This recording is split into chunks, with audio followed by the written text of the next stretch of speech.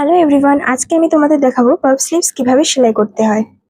Normally যেভাবে আমরা puff sleeves cutting করি সেভাবে আমি এখানে কেটে নিয়েছি কাপড়। সবার আগে আমি এখানে বর্ডার পার্টটা সেলাই করছি। মেন ফেব্রিকের ওপর লাইনিং রেখে প্রথমে একটা ধার এভাবে সেলাই করে নিয়েছি। এরপর এই সেলাইয়ের উপর একটা চাপ সেলাই দিয়ে নিচ্ছি। তারপর কাপড়টাকে উল্টে নিয়ে আরো একবার একটা চাপ সেলাই দিয়ে নিতে হবে। আর লাইনিংয়ের কাপড়টার দুটো দিক মেন ফেব্রিকের সাথে সেলাই করে নিচ্ছি। সেলাই হয়ে গেলে বাড়তি কাপড়গুলো এখানে আমি এভাবে ছেটে নিচ্ছি। বর্ডার পার্টটা আমি এই অবস্থায় রেখে দিচ্ছি। এরপর কুচির জন্য যে কাপড়টা কেটেছিলাম তার সাথে এভাবে লাইনিং আমি অ্যাটাচ করে নিচ্ছি। লাইনিংয়ের চারিধারে সেলাই লাগিয়ে নেওয়ার পরে আমি কাপড়টাকে ছেটে নিচ্ছি। আমি কাপড়টাকে দুভাঁজ করে সেন্টারে একটা কাট লাগিয়ে নিয়েছি। আমি এখানে হাতার মাপে কাগজ কেটে রেখেছিলাম। এই মাপ অনুযায়ী আমি যেটুকু কুচি রাখতে চাই সেখানে এভাবে কাট লাগিয়ে নিয়েছি। কাট লাগিয়ে নেওয়ার পর সেখান থেকে এইভাবে আমি প্লিটস করে নেব। এখানে মেশিনে তোমাদের প্লিটস গুলো করে দেখিয়ে দিচ্ছি। প্রত্যেকটা প্লিটস এখানে আমি সমান দূরত্বে রেখেছি। নতুন যারা আমার ভিডিও দেখছো, যদি ভিডিও ভালো লাগে অবশ্যই একটা লাইক করে দিও আর ফলো করে পেজটার পাশে থেকো। একটা দিক আমরা এখানে কুচি লাগিয়ে কমপ্লিট করে দিয়েছি। এবার অপর দিকে আমরা কুচি করা শুরু করব।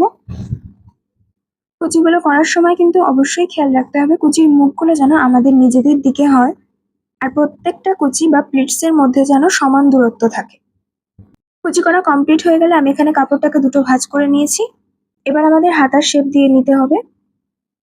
এরকম ভাবে তোমরা যদি পাফ স্লিভস বানাও তাহলে লুকটা কিন্তু অসম্ভব সুন্দর আসে। হাতার শেপ দেওয়ার পর আমি এখানে লাইনিং এর সঙ্গে কাপড়টাকে সেলাই লাগিয়ে নিচ্ছি। চারিধারে খুব ভালো করে সেলাই করতে হবে। সেলাই করা হয়ে গেলে আমি এখানে হাতাটাকে দুভাঁজ করে মিডিলে একটা সেন্টার মার্ক করে নিচ্ছি। এরপর চলে এসেছি বর্ডার পার্টে। বর্ডার পার্টে আমরা যে দুদিকে সেলাই লাগিয়েছিলাম সেখান থেকে কিছুটা করে সেলাই আমি এখানে খুলে নিচ্ছি। এরপর বর্ডার পার্টের লাইনিং আর মেন ফেব্রিকে আমি 0.2 ইঞ্চি করে ফোল্ড করে সেলাই করে নিচ্ছি। সেলাই দেওয়া হয়ে গেলে বর্ডার পার্টটাকে ফোল্ড করে আমি মিডিলে একটা সেন্টার করে নিচ্ছি। এরপর ঘটির অংশটায় যে সেন্টার আমরা করেছিলাম সেখানের সাথে বর্ডার পার্টের সেন্টারটাকে এভাবে রেখে আমরা সেলাই করে নেব। এই সেলাইটা সবসময় মাঝখান থেকে শুরু করতে হবে।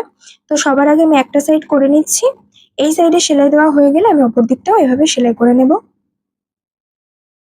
দুটো দিক সেলাই লাগানো কমপ্লিট হয়ে গেলে আমি একটুখানি গ্যাপ দিয়ে বর্ডার পার্টে আরো একটা সেলাই লাগিয়ে নিচ্ছি। এতে করে লুকটা দারুণ আসবে। এবার আমি এখানে ফিটিংস এর সেলাইটাও দিয়ে নেব। তো ফাইনালি আমাদের রেডি হয়ে গেছে পাফ স্লিভস। তো চলো দেখে নেওয়া যাক এটা পরার পরে কেমন লাগছে। এই হচ্ছে ফাইনাল লুক। কেমন হয়েছে সবাই অবশ্যই কমেন্ট করে জানাবে। দেখা হচ্ছে নতুন ভিডিওর সাথে।